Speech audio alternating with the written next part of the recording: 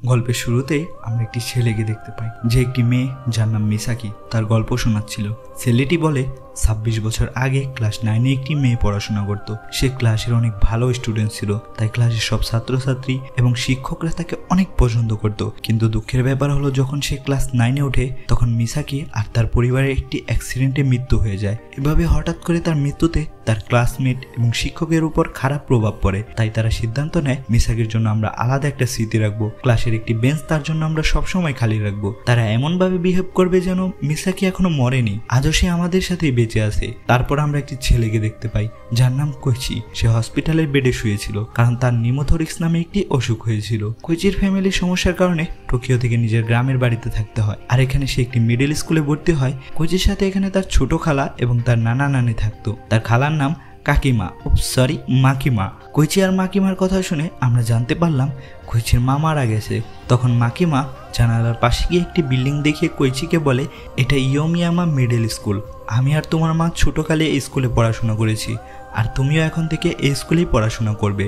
আর কতক্ষণ পরে সেই স্কুল থেকে 3জন স্টুডেন্ট কোইচির সাথে দেখা করতে আসে। সেই 3জন ক্লাসমেট একজন একজন করে তাদের পরিচয় দিতে থাকে। সেখানে মাঝখানের একটি ছেলে যার নাম কাজামি এবং ডান পাশে সাকুরাগি নামের একটি মেয়ে, এরা দুইজনই ক্লাস 9-এর সি গ্রুপের অফিসার। আর পাশের মেয়েটার নাম আকাজাওয়া ছিল, যে ক্লাস 9-এর ইনচার্জ অফিসার। তখন আকাজাওয়া কোইচিকে জিজ্ঞাসা করে, তুমি কি আগেও এখানে কোনো দিন এসেছিলে? তখন কোইচি বলে, আমি শুধু ছোটবেলায় এখানে ঘুরতে আসতাম মাঝে মাঝে, আমার নানা নানি এখানেই থাকে। তারপর ওরা 3জন এখান থেকে যাওয়া শুরু করে। তখন আকাজাওয়া তার সাথে হাত মেলায় এবং কোইচির দিকে সন্দেহ নজরে দেখে, তুমি কি শিওর যে তুমি আগে এখানে কোনোদিন আসোনি? তখন কোইচি আবারও বলে, আমি তো বললাম আমি ছোটবেলায় এসেছি। পরের সিনে আমরা দেখতে পাই কোইচি একটি লিফটের মধ্যে আছে। কোইচি মোবাইল চালানো ব্যস্ত ছিল। তখন আমরা দেখতে পাই তার পিছনে একটি মেয়ে আছে যে কিনা তাদের স্কুল ড্রেস পরে আছে। মেয়েটির একটি চোখ বন্ধ করা আছে। তখন কোইচি তাকে জিজ্ঞাসা করে, তুমি ইয়োমা স্কুলের একজন স্টুডেন্ট? মেয়েটি কোনো কিছু না বলে শুধু মাথা নড়িয়ে হ্যাঁ বলে। তখন লিফটটি বেসমেন্ট 2 নম্বরে থামে। ওই মেয়েটির হাতে ছোট্ট একটা পুতুল ছিল।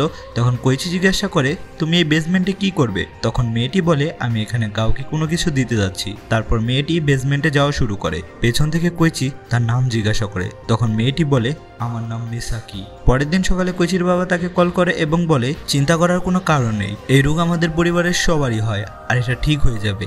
রাতের বেলা কোইচি তার খালার সাথে কথা বলছিল। তখন তার খালা তাকে স্কুলের ব্যাপারে কিছু বলে, যেমন স্কুলে কখনো একা একা থেকো না আর স্কুলের রুলস মেনে চলো। তার নানা নানি তাকে খাবারের জন্য ডাকে, এ কারণে পরের রুলটা শুনতে পারে না।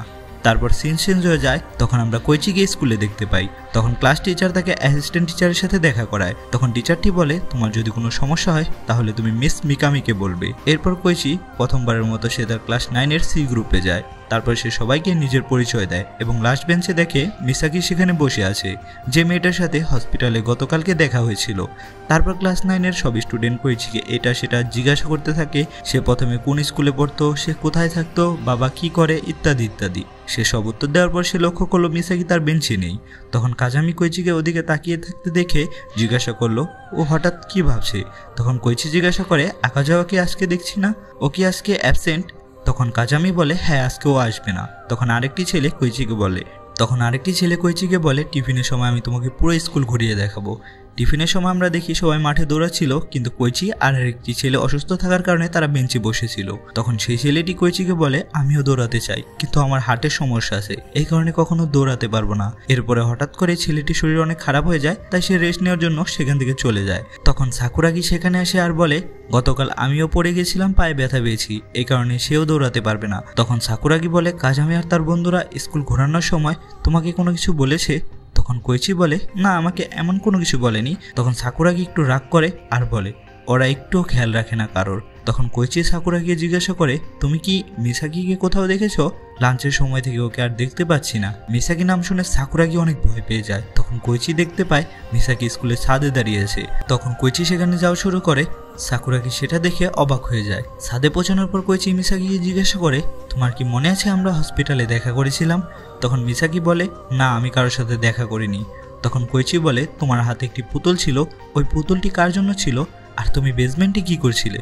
তখন মিসাকি বলে, আমাকে কেউ বেশি প্রশ্ন করলে আমার একদম ভালো লাগে না, কিন্তু সে এটা বলে সেদিন অনেক খারাপ হয়েছিল আর কৈচিকে এটাও বলে তোমার নাম মৃত্যুর সাথে জুড়ে দিয়েছে, কোনো নর্মাল মৃত্যু না, অনেক ভয়ানক মৃত্যু। তারা কি তোমাকে কিছু বলেনি? তখন কৈচি তার কথা বুঝছিল না আর বলছিল তারা আমাকে কি বলবে।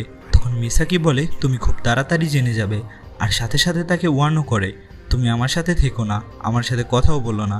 কৈচি ঘাবড়াতে থাকে, কোনো কিছু বুঝতে থাকে না, তাই সে বারবার তাকে প্রশ্ন করতে থাকে। তখন মিসাকি বলে তুমি একে একে সব কিছু জেনে যাবে। তারপর ছুটির সময় তারা বাসায় যেতে থাকে, সে গাড়িতে থাকে এবং গাড়িতে থেকে দেখতে পায় মিসাকি রাস্তা দিয়ে হেঁটে হেঁটে যাচ্ছিল। আর এখানেই এপিসোড 1 শেষ হয়ে যায়। সো এপিসোড 1-এ আমরা বুঝতে পারলাম মিসাকিকে শুধু কৈচি দেখতে পারে, স্কুলের আর কেউ দেখতে পারে না। আর যেটা মিসাকি ছিল সেটা হয়তো মিসাকির আত্মা ছিল। আর মিসাকির নাম শুনে সাকুরাগিও ভয় পেয়ে যায়, হয়তো মিসাকি তখন আর বাঁচা ছিল না, ওইটা মিসাকির আত্মা ছিল। তো পরের পর্বে কী হবে সেটা জানার জন্য অবশ্যই নেক্সট এপিসোড দেখতে হবে। এর জন্য চ্যানেলটা সাবস্ক্রাইব করে দাও, ভিডিওতে লাইক দিয়ে দাও। দেখা হবে পরের ভিডিওতে। Bye bye.